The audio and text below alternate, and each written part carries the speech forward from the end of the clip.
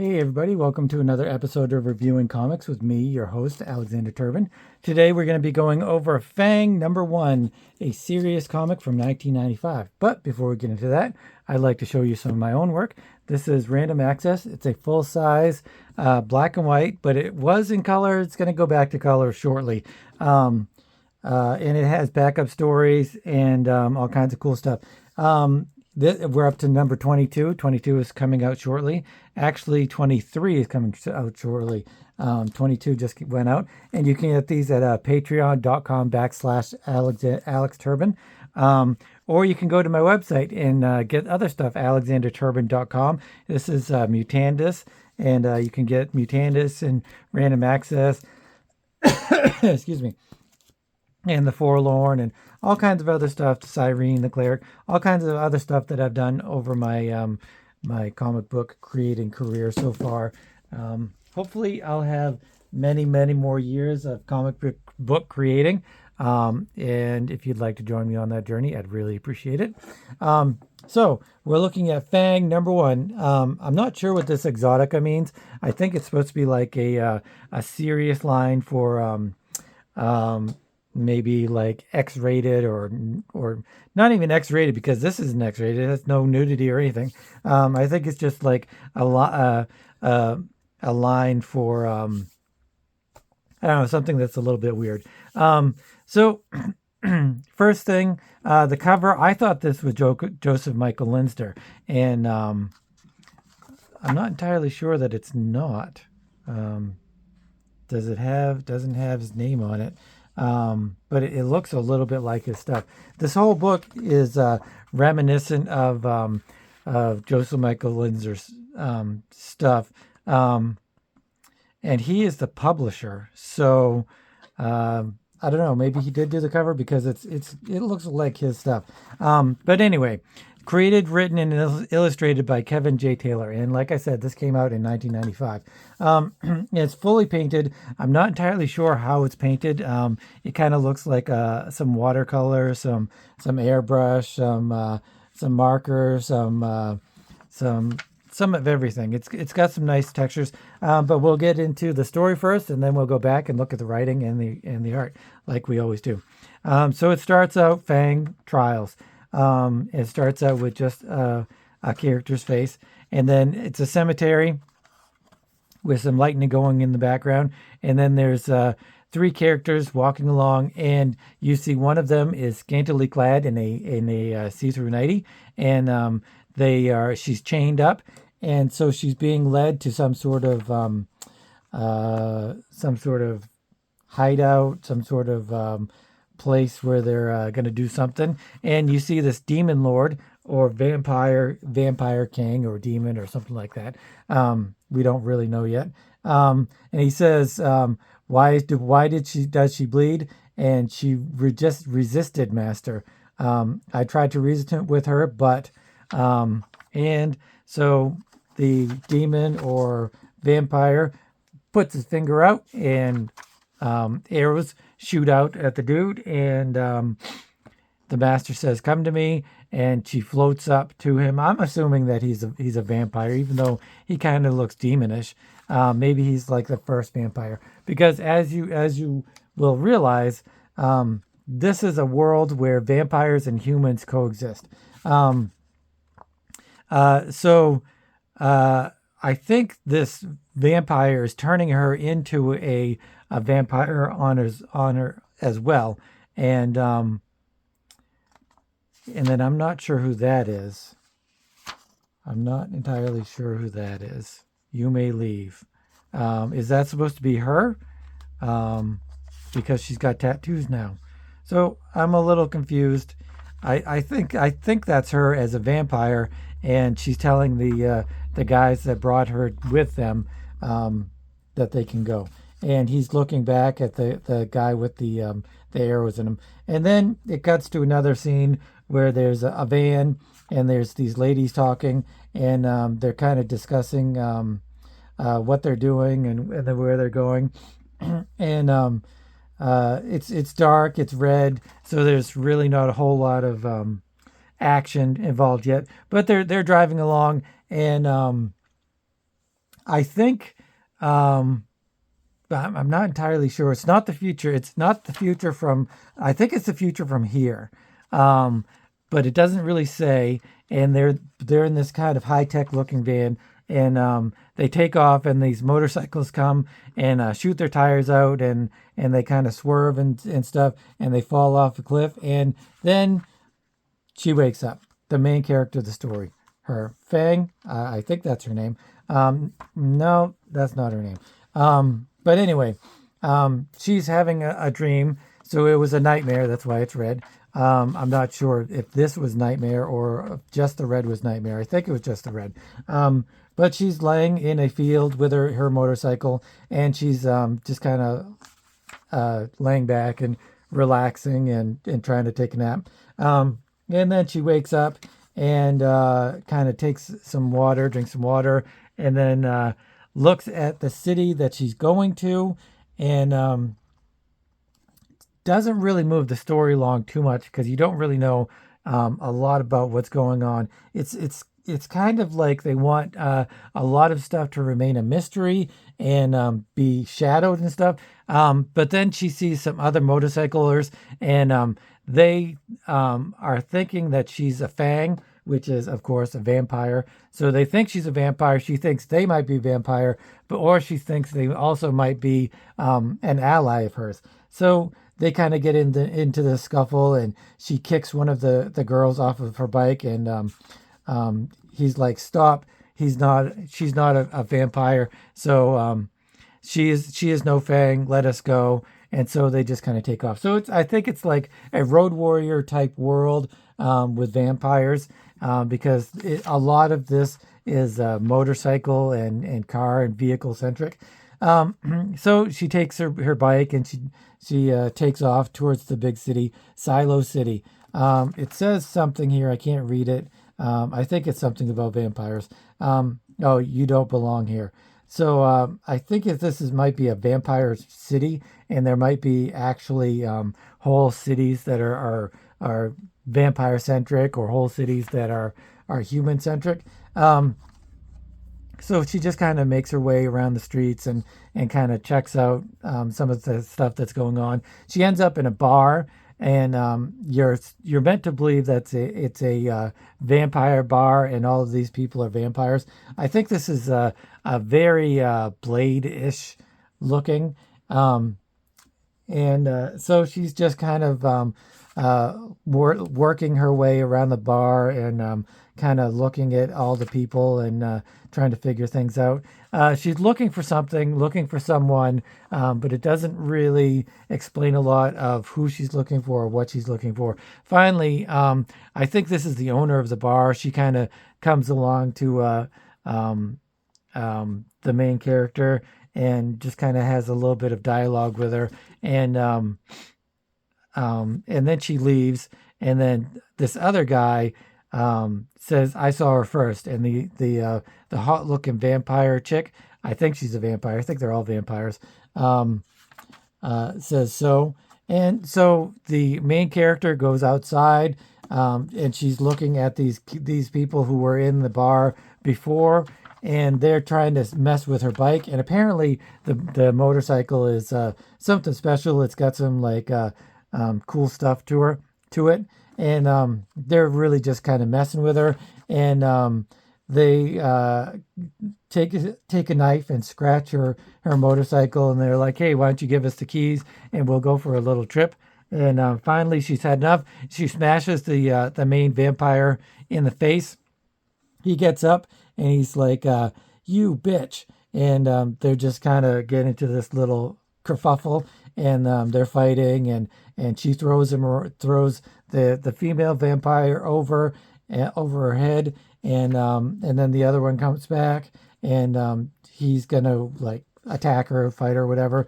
But she's got a stake, so she stakes him in the heart, or yeah, it's like a stake spear. So she stakes him in the heart, and the lady vampire, the girlfriend vampire, is going to attack her again.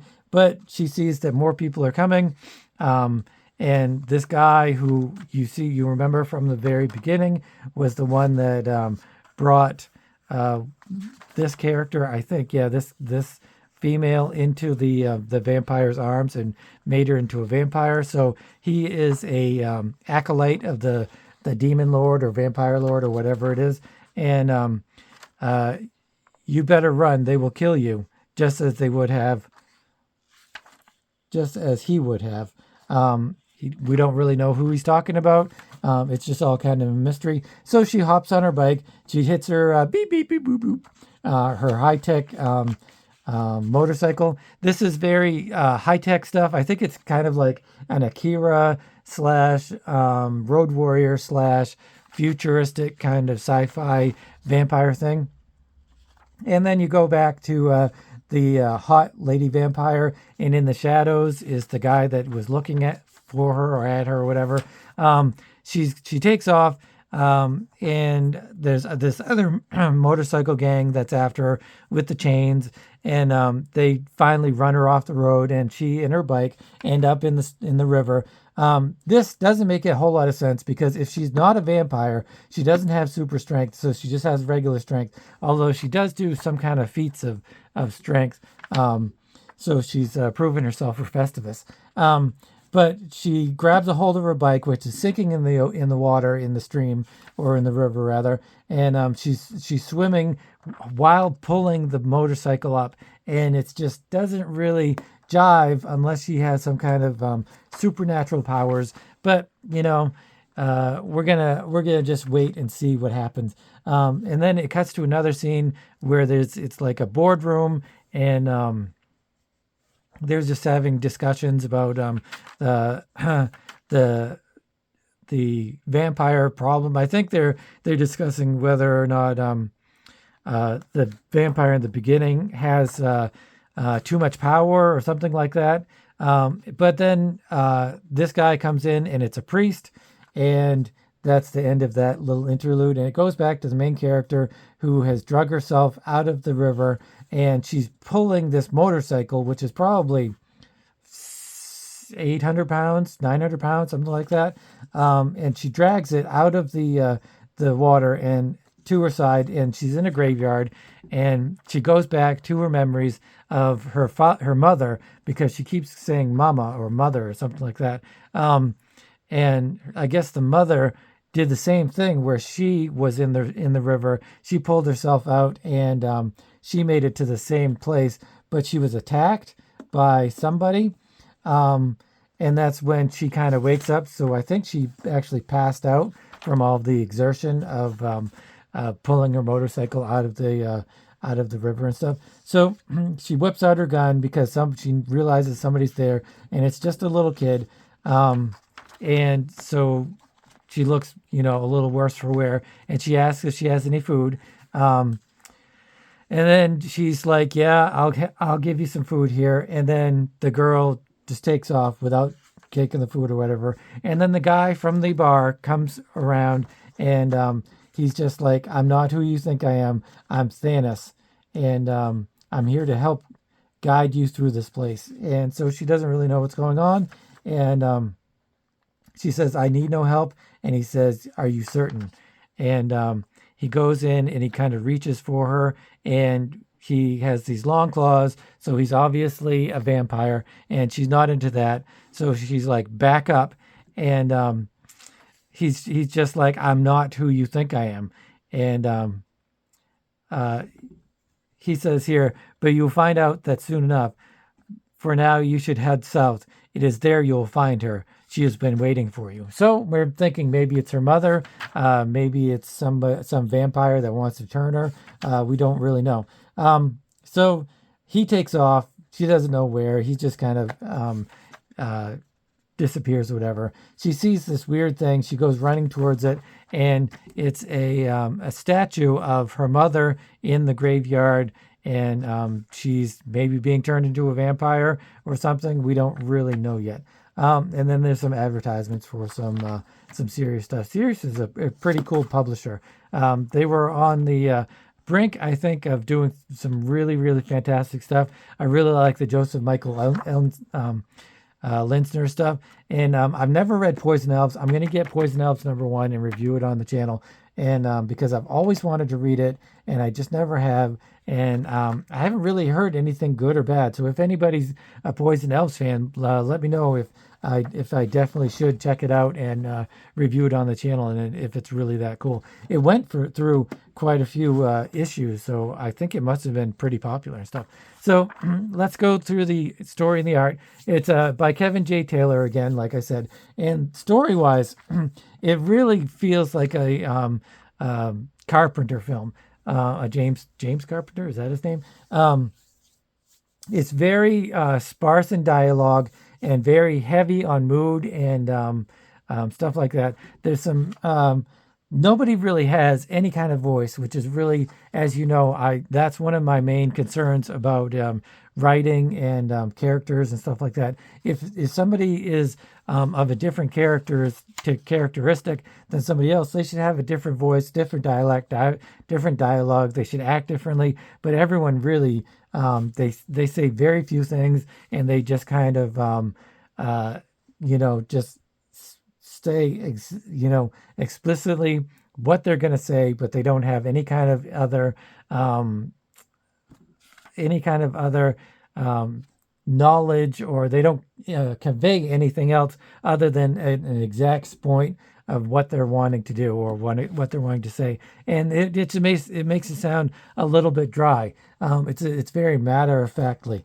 Sometimes that's really good. Like Ben Mara in his comics, he writes very matter of factly, but it has a humor to it, and it has a few nuances that this really John Carpenter. I think it's John Carpenter, not James Carpenter.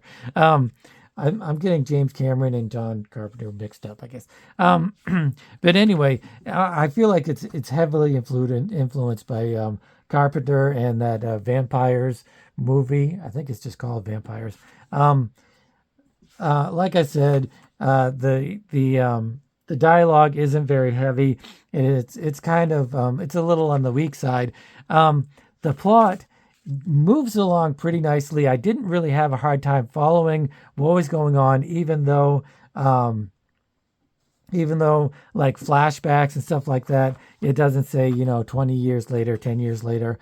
It just kind of goes to it, which that's a testament to the artist using different colors and different schemes to make a flashback and a dream sequence and stuff like that, and then going and using regular colors for a regular scene. So it really, I can't say the story is weak, because it is what it is. It's a vampire movie. It's a vampire comic wanting to be a vampire movie. I think it could have just used a little bit more description of things. They could have used some more descriptions about the cities, about the how the future is, and what the future holds, or even if it is the future, or if it's just, I don't know, another dimension or something like that. There's a lot of not dialogue. It's her thinking stuff in her head, and really, again, it doesn't really have a voice of all of its own, her own. She's a very bland character, and it's one thing if you're a stoic character like Blade, and you don't say a lot, and you just kind of grunt and groan a lot, and but she kind of says a lot of stuff, but she doesn't really say a lot of stuff, which is kind of weak in characterization, I would say. As with the other characters, so much of this is he's trying to build tension and mystery and stuff like that, and it's really just kind of coming off as not really going anywhere.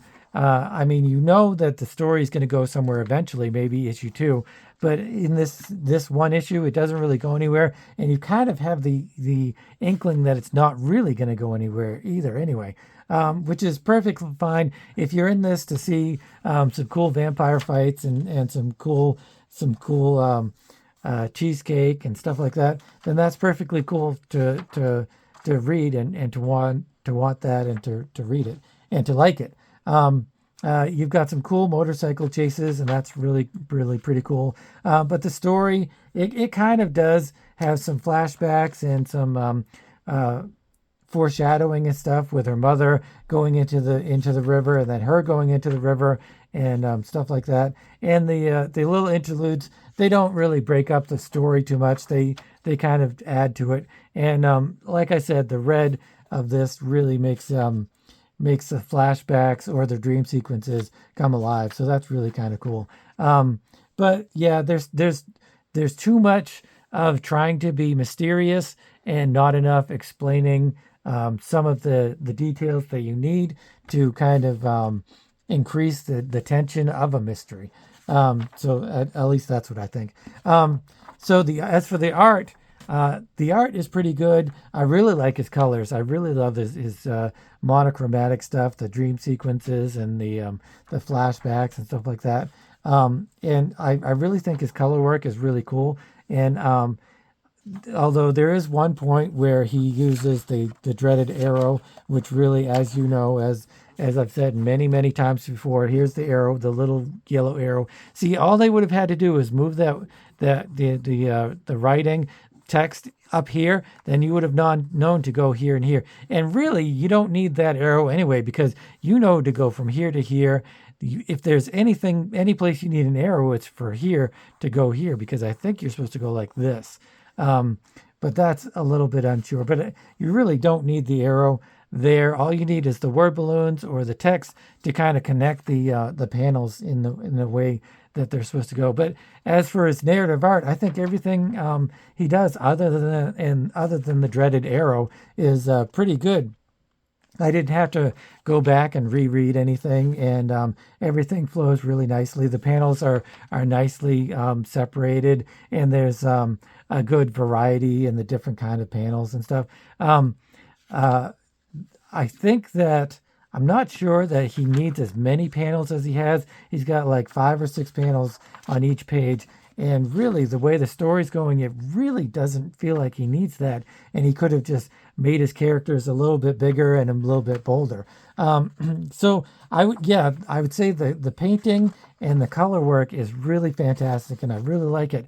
However, the figures for me are a little flat. They're a little stale and not as dynamic as I would like. And also, there's a lot of open space. It feels very open space. I'm not sure if more complex backgrounds would have fixed that, or if he made the characters bigger, or what. But even though it's got some nicely textured backgrounds and some nicely painted backgrounds, it feels like there's a lot of empty space, which is really unfortunate. I think one of the issues is that a lot of his characters are the same sizes. I know I complain about fight scenes where people are basically the same size. He's got a couple of headshots, and that's good, but the headshots are kind of few and far between. And like I said, this could have been bigger. This could have taken up like a lot of the page, and this could have been a lot more dynamic. It's a lot of linear stuff that's going left and right, and or straight at you. There's not a lot of 3/4 views. This is a really cool panel here, and see, I think this would have been a little bit better had she been facing this way a little bit more and bigger, and you would have had that real dynamic way of showing movement and stuff. That's another thing. There's a lot of action in this comic, but there's not a whole lot of movement. You have this right here. You've got the speed lines in the background, and he's whipping his chain, but it's kind of like dragging the chain. I think maybe it would have been a little bit better to have that chain have a little bit more movement. Although this is nice here when she goes thrown into the river. So there are some places where there's some good movement, but then there's other places where I feel like if there had been a little bit more, it would have been a little bit better design wise. Like I said, I think the panels, like here you've got this establishing shot, which I don't understand why there's a cover, and then this is like a cover. Why would you have a cover and then a cover? Did he just not have enough pages done right? to, that's just kind of weird. And you have an establishing shot, it's some sort of graveyard or something. So you've got the different shots that you need to really keep the story going. It's just a little bit of the action is a little bit lackluster for me. I think a lot of it is because his characters just feel a little bit like they're a little on the stiff side. But who am I to complain about stiff characters? I often have stiff characters. That's one of the things I try my hardest not to do, is have stiff characters.